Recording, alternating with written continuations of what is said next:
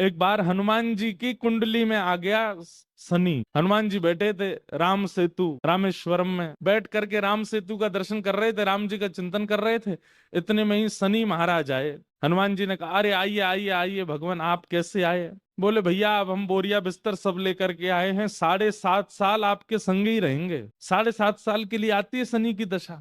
हनुमान जी बोले बहुत बढ़िया, बहुत दिन हो गए अकेले रहते रहते, बढ़िया एक एक कंपनी मिल जाएगी, आ जाओ।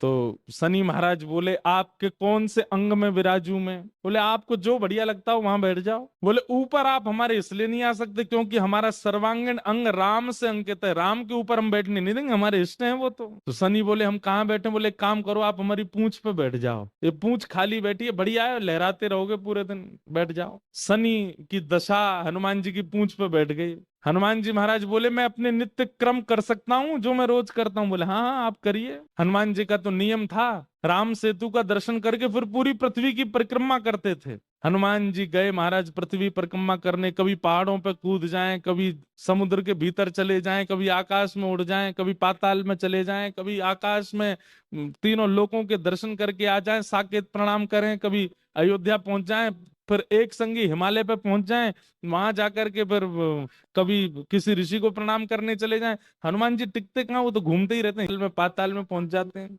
7 घंटे बाद श्री हनुमान जी महाराज गंगा जी के तट पर आकर के जैसे ही बैठे, शनि महाराज लुढ़क करके गिर पड़े। बोले हाथ जोड़े तुम्हारे भैया, नहीं रहना हमको आपके साथ, आप अकेले ही रहो, नहीं रह पाएंगे।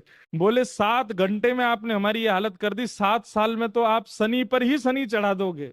हनुमान जी महाराज बोले भैया देखो एक बात हमारी सुनो, जिनके सिर पर राम ग्रह लगा हो, जिनके सिर पर कृष्ण ग्रह लगा हो, भूल करके भी वहां मत चले जाना, नहीं तो शनि की 7.5 शनि पे ही उल्टी हो जाएगी। तब श्री शनि महाराज कभी किसी कृष्ण भक्त पर, कभी किसी राम भक्त पर